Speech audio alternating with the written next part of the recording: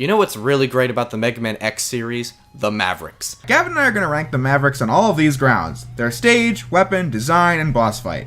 Yes, and keep in mind, guys, that we will cover only the weapons X collects after being a boss, and not Zero's, as that's not compatible with every game in the series. Now, the rules for this countdown. Jay and I have at least one Maverick from each game on this list. We must, with the exception of the Extreme Games and Command Mission. Well, originally we were going to include at least one Maverick from X6, X7, and X8. However, since all of the stages, bosses, etc. in X6 suck, and 99% of them suck in the following two games, why bother wasting effort picking the needle out of the haystack? Also, when referring to Mavericks from X1, we were specifically referring to the Super Nintendo incarnations. Really, though, none of the X6 and onward Mavericks would have made the list no matter what arbitrary rule we try to implement. Okay, that's as far as the rules go. Time's ticking, so let's rank our top 15. Mega Man X Mavericks.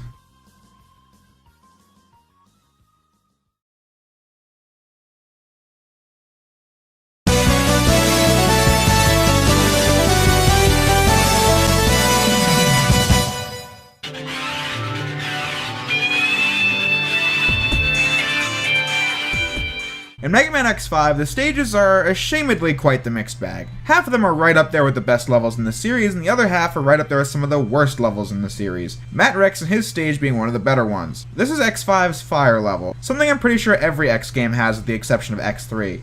The music is very catchy and has a hardcore and intense feel that really fits the stage. The visuals could be a lot more interesting, unfortunately, but despite this, what gets Mattrex on the list is his stage design. The beginning is really fun since you have to put your timing skills to the test as you dodge fire spewing out of the walls and the floors. The next section requires X or Zero to go to select areas to avoid the rushing wall of fire, which is also a cool part since it gives you a sense of urgency as you play through the area. Although the graphical effect when the fire goes over the areas you can stand in looks pretty bad. I can see the reason why they did it, that being to make it so that you can see what's safe and what's not. However, the fact that it's just a box with less fire in it just looks cheap to me. The path then splits into two. The bottom one requires you to go underground in a ride armor with some enemies in your way, which leads to the Gaia armor part at the end. The other one involves you dodging a mini-boss for dear life, followed by the actual battle itself. It's a pretty intense bit, since you really do have to understand the mechanics to get through here without taking damage. Mattrex himself, without his weakness, is another intense bit of gameplay since his attacks are varied and have a huge range and do decent damage. It's so annoying to have to arduously, tediously, excruciatingly wait for him to jump up and down, over and over and over again. Despite that though, it's a solid stage, since all power-ups can be acquired on the first visit, and it presents some decent challenge throughout. And speaking of power-ups, the weapon you get from Mattrex is pretty disappointing. You win some, you lose some. Mattrex deservingly makes it into the list with a fun fight to Buster, and a very intricate and difficult stage.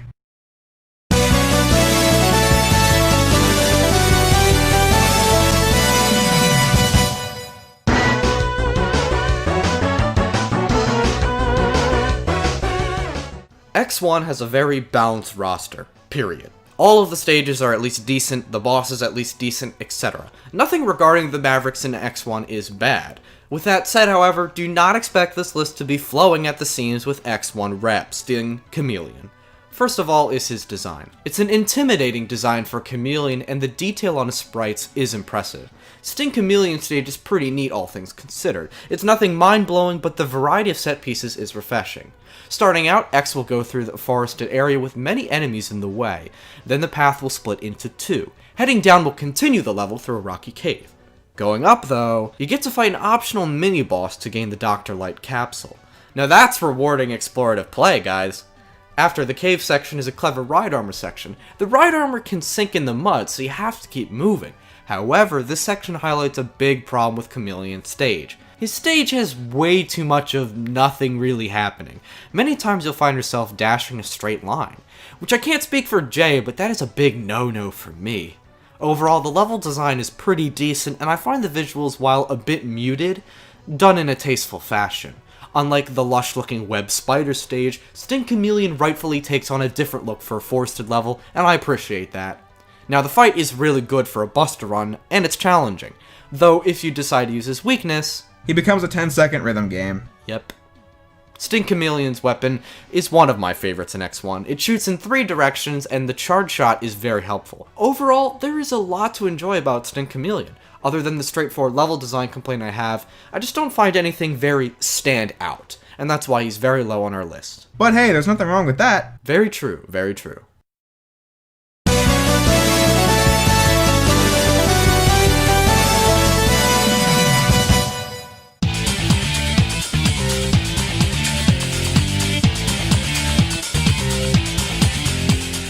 In X5, like I said, the Mavericks are split. Another one of the great ones in X5 would be Izzy Glow. The set piece consisting of X and Zero traveling through a castle that also serves as a laboratory, I don't think I need to tell you how cool that is. The level has frequent obstacles in your way, like spiked crushers, a diverse amount of enemies, and so on. However, the second part of the stage is incredibly mediocre. You go through a similar set piece to Split Mushrooms, although given the camera angle here, it just looks kinda cheap since the game puts the sideways sprites in a semi-top down view. Great job, Capcom. Looks like something straight out of X6.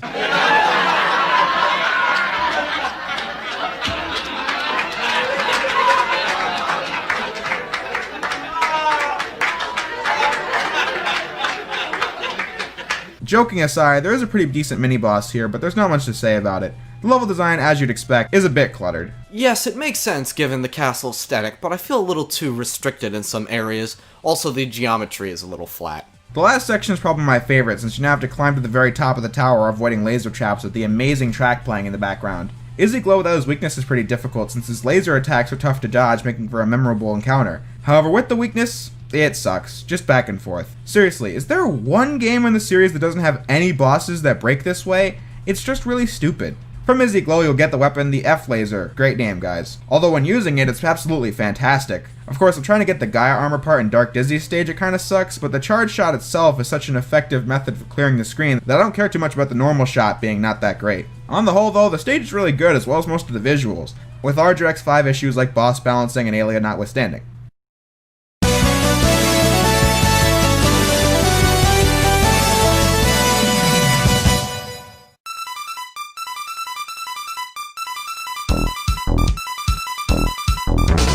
You know what I love about wall jumping in the X series? It allows for the developers to take advantage of more vertical level design. X1 is extremely guilty of having long hallways with nothing happening, and it bogs down the level design in many cases, which hurts the chance of X1 reps from getting onto this list, sadly.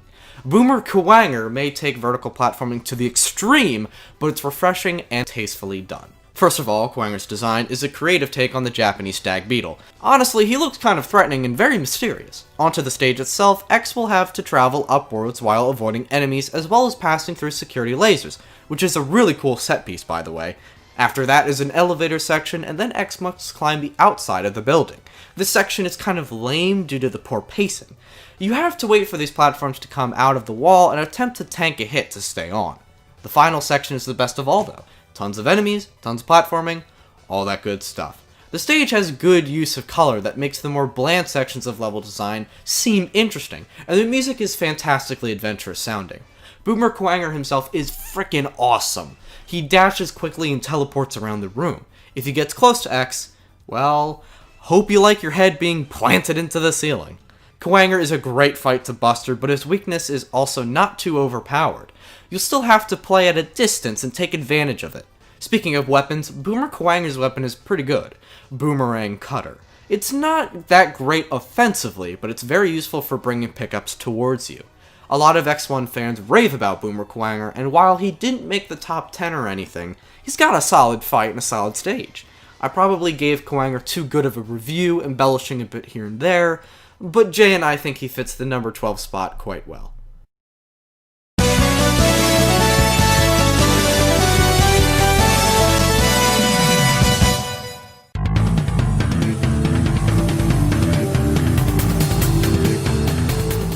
Here I am talking about X5 again. Another one of the best has got to be Axel the Red. This is one of X5's shorter stages, although unlike the Skyverse stage, this level is throwing new mechanics and ideas your way every few seconds, starting in the outdoors area with a very vibrant aesthetic and catchy theme. With that said, you have to use the rope mechanic to climb up a shaft, and then you're taught about these green roots that have a tiny pixel on the screen before they pop out of the top and bottom of the screen, which gives you a hazard-free environment to learn about it before you're forced to interact with it in the next rope section, only this time horizontally through a dangerous room with a bottomless pit. Once that ends though, the stage is pretty much done, the only thing left being the boss battle itself, and Axel the Red himself isn't that fun to battle, though his design is very, very detailed, since he makes a clone of himself like Split Mushroom in X4, but here it's just kind of boring with a weakness that makes short work of him. He lacks memorable attacks as well, as he sometimes jumps around in a kind of a dumb fashion. Axel's weapon is lame as well, it's just a spike ball that goes forward and back. So Axel the Red is more of a flawed Maverick than a lot of the ones that came before it on this list, but the stage, imagery, and the design of Axel are so strong we couldn't put it any lower.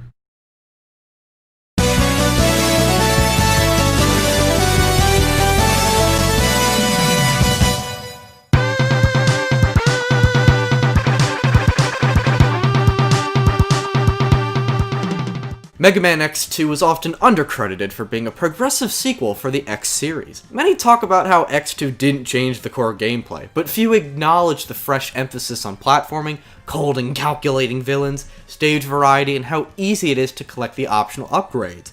At the number 8 slot is Overdrive Ostrich. In all seriousness though, X2 did also introduce a brand new gameplay element featured in this stage that comes back in later games, although never manages to surpass this. Thanks, Jay. The gameplay element is the Ride Chaser. Most of the stage is traversed on this bike, though it's completely optional to use. The bike controls excellently, and you are tasked with shooting down bridges and ramps for yourself to dash off of. What a neat idea! There's a particular set piece that you can skip outright with the Ride Chaser. If you pull off a nice stunt, you can hop over this machine. But if you fail, you'll still blow the machine up, stopping the sandstorm weather effect. Again, amazing idea. The rest of the stage is just okay though, not much worth noting. Well, except for maybe the coolest thing ever! At the end of the stage, X hops onto a missile and shoots it while it launches, prompting it to explode before a proper takeoff. Ever since 2015, I've always enjoyed this boss battle against Overdrive Ostrich, since he has a wide variety of attacks that hit really hard. I can probably beat him as my first pick now, but he's still an unbelievably good boss battle, with some really neat graphical effects when he runs into the background and pops back into the foreground. Since I'm one who never really cared much for the weapon selection X2, I'll let you handle this one. The Sonic Slicer stays active for too long, but its ricochet properties are helpful. The charged up version is especially effective against mini-bosses and bigger enemies. Overdrive Ostrich is definitely a strong contender on this list, with his stage length being the only real detracting element. And it only gets better from here, guys.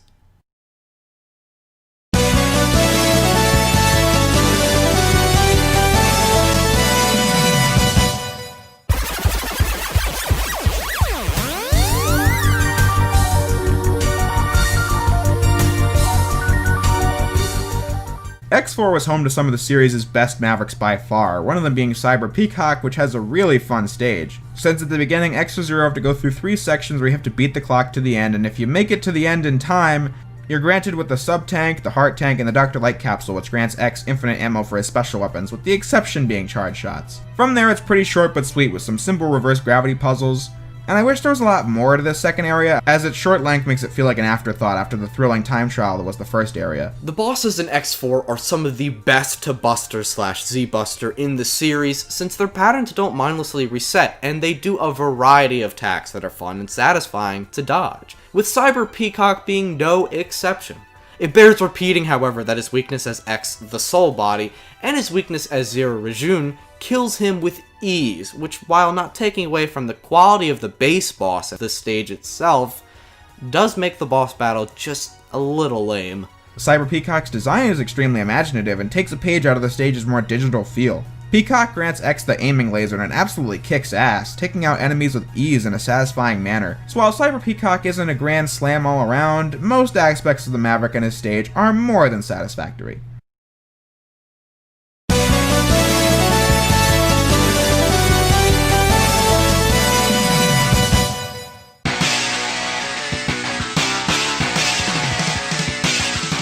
Oh yeah, Flame Stag. I'll spoil this now. There are no cons to this guy whatsoever. His stage layout could have been more interesting, and the aesthetics are extremely bland. But okay, let's focus on the pros first. Flame Stag's design is incredibly detailed. The glowing colors and that very threatening expression make this guy a force to be reckoned with. His boss fight is just as amazing, with him being quick and powerful. The key to victory is to use the arena to your advantage. Dodge by wall jumping, and with some practice, the fight will remain hectic, but become more fun. His stage is very challenging and has some good set pieces as well. I've always said the set pieces in X2 were really intense and fun to go through, and the climb up the rock shaft to escape the erupting magma is right up there. Sinking spires of rocks to quickly dash jump off of also adds to the thrill. Oh, totally. It's a really fast-paced stage. My favorite has to be the one with the gas tubes that can catch on fire. Thanks, enemies, for lighting up the area. But Gavin, come on. What about his weapon? The Speed Burner is one of the best weapons in the game, since while the normal shot doesn't do too terribly much damage, the charge shot is really satisfying to use and allows you to get to places you couldn't get to before. That's so true. You know, Flame Stag is one of the best Mavericks, clearly, as he's fairly high on this list, but he's bogged down by those issues I mentioned earlier. The level in terms of aesthetics is a snooze fest. Nothing stands out, it's just a rocky area. The end. Despite some cool set pieces, most of the stage feels shallow. Many Mavericks have stages that feel natural and not like they're created by developers trying to code a video game. Flame Stag is not one of them. Bland areas and some hit or miss level design may not seem like the end of the world, but this list is getting very competitive. Jay and I are still happy to give Flame Stag all of the credit he deserves.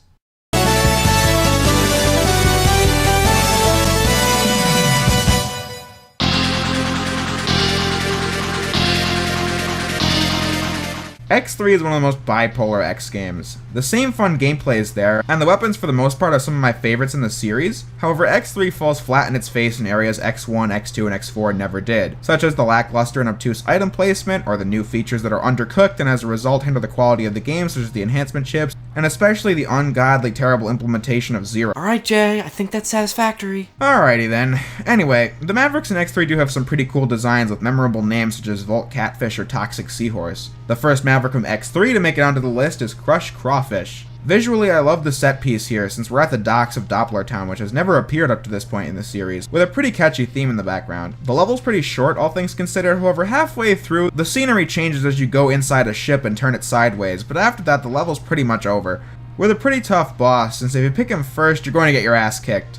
With his weakness, he isn't completely destroyed, assuming you aren't glitching the game like I did in my X3 LP, but still, a decent boss battle, decent stage, decent music, and the weapon you get from him being the spinning blade is one of my favorite weapons in the game, since it has quite a ton of power with some versatility to it, since you can do more damage up close, or send them flying in two different directions to hit enemies from different angles. All in all, a perfect description for why Crawfish has made it on the list. He's easily one of X3's strongest reps.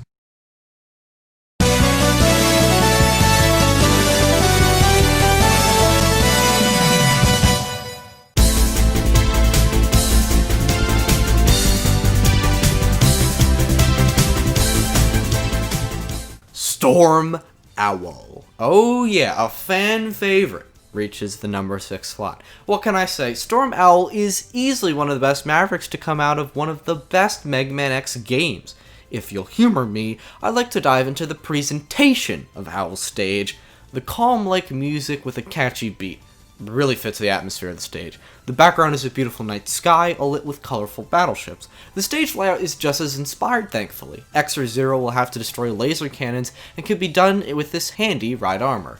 Although it happens so little throughout the stage, you'll have to avoid certain ships being destroyed by lasers, and it's thrilling to dash through them. And then you'll be taken inside the main ship where you'll have to avoid more lasers. Jesus, Mary and Joseph, there's a lot of lasers around here. Yeah, even the mini-boss doesn't escape from that. This mini-boss is so easy, it's not even worth talking about, though we're docking points for sheer stupidity. Storm Owl himself makes up for this. He'll try to claw at you by flying around the stage, but if you have the aiming laser, his fight becomes a joke.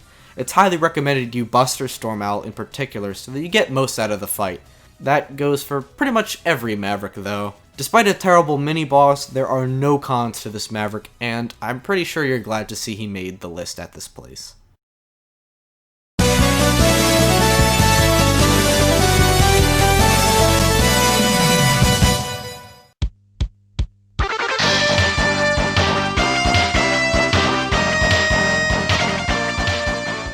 One of Mega Man X3's most famous stages has got to be Gravity Beetle.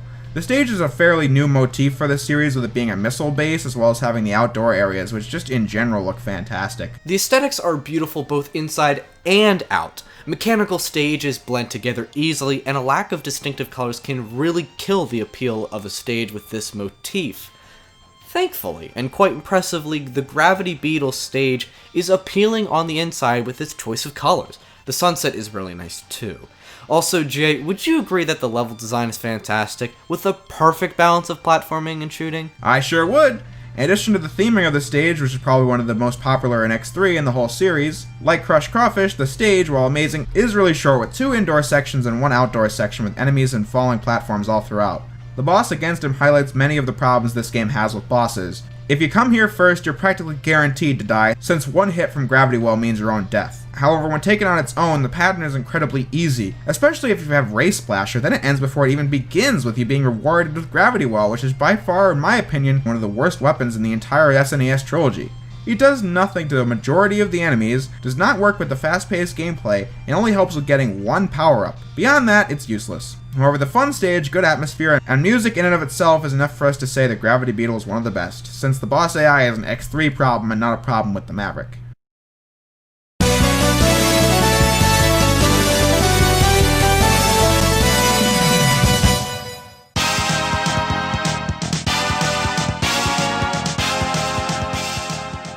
At number 4, Morph Moth. Now, for Moth's stage, this is certainly one of the most in-depth stages in the entire franchise. The atmosphere and music is pretty depressing. The stage embodies a junkyard aesthetic, and you see the zombie-like robots just hanging about. Considering the fact that these robots are so important to the series, I feel kinda down while going through this stage. It's pretty powerful. The stage layout is even more enriching with the use of both open and closed areas, as well as some optional paths. The boss fight with Moth might just be the best in the series. I'm dead serious, either that or our number 2 pick. Morph Moth starts out in a cocoon and will try to throw garbage at you, including sucking up garbage in a circular fashion. If you survive that, have at the second phase. Yes, a 2-phase boss fight. If you can evade Moth's gliding in his sparkles, then you'll be victorious. Moth's weapon is meh. Silk Shot, it's okay, I guess. All in all, I can't think of much to say about Morph Moth. But he's one hell of a Maverick. Cop out, I know.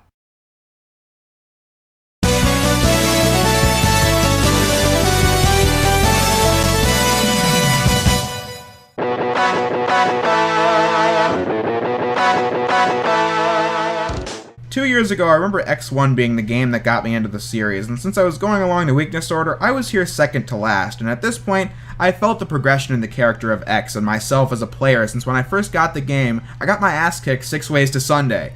So with that said, this stage, for that reason, is one of the highlights of X1 for me. The aesthetics are a great place to start. Just look at how colorful and bright everything is. Crisp, clear greens and blues and grays.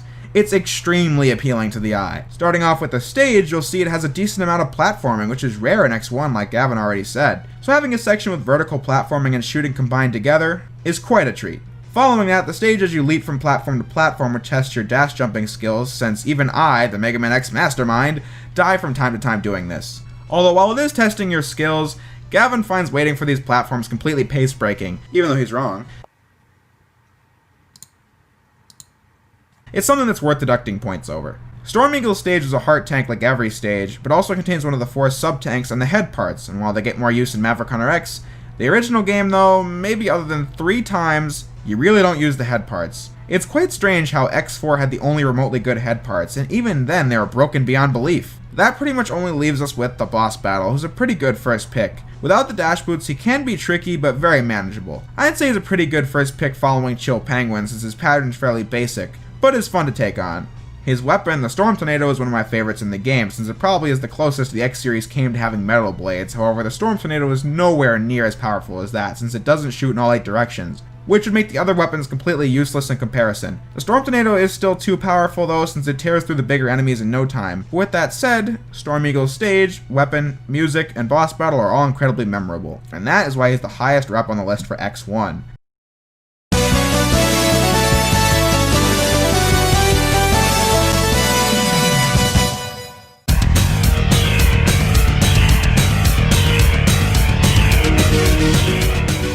The final Maverick from X4 to make it onto this list is Magma Dragoon, easily one of the most popular Mavericks of all time. The stage is obviously fire/volcano themed with some cool visual effects in the background. The stage itself is incredibly fast paced as X or Zero have to make their way through falling magma rocks, and it's a good test of your timing skills. Although the stage itself is really short and lacking in complexity, since for most of the part it's a straight line.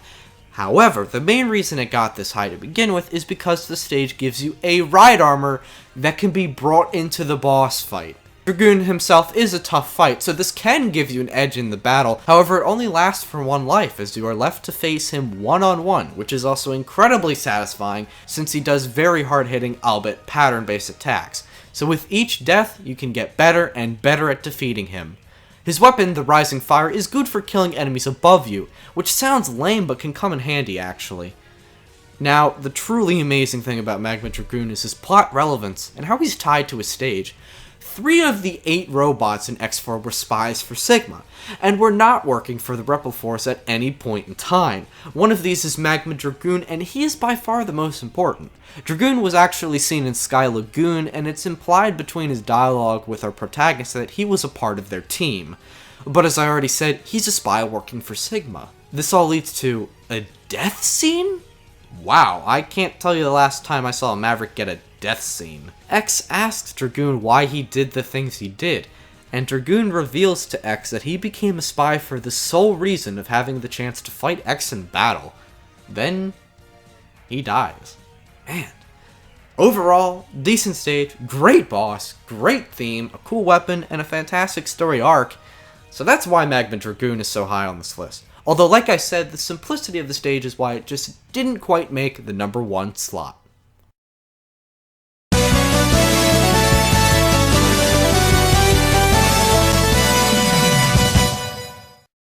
Number 1 Maverick in the entire Mega Man X series is Bubble Crab.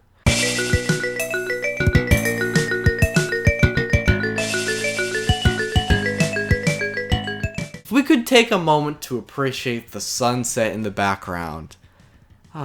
What a beautiful opening area! The stage progresses under the surface and the lighting becomes darker and darker. As X plummets to the bottom of the sea, the atmosphere becomes one of isolation. Jay and I love the feeling of simply falling to the bottom of the sea in this stage. You feel the scope of the level and how alone you are. The level design takes inspiration from this because most of the stage is a wide open area. X has fun underwater physics that allow you to jump super high. Combining this with dashing makes you feel like you're in space. I won't deny the fact that I sometimes spend a whole 5 minutes just wandering around Bubble Crab's stage.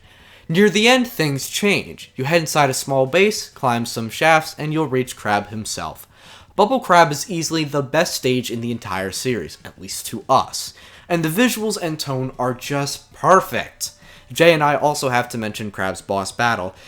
It's not mind-blowing, but it's a fair fight. Bubble Crab is very defensive, as he will encapsulate himself in a bubble, deflecting your attacks. Even with his weakness, you'll still have to take down his shield.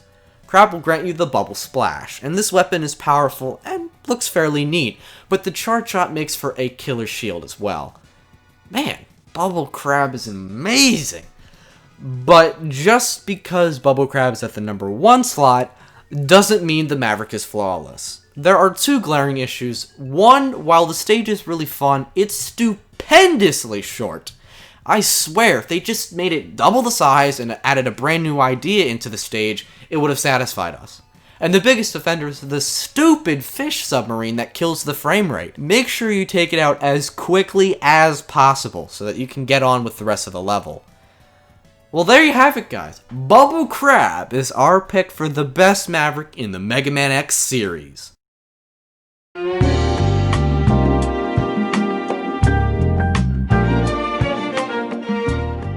If you like this video, please hit the like button and subscribe. Also, especially if you are a Mega Man fan, do yourself a favor and subscribe to our guest, Jay's Reviews. He has reviews on the entire X series, and they are all phenomenal. I have put a lot of effort into those, so if you want to check them out, I'd really appreciate it. See you guys later.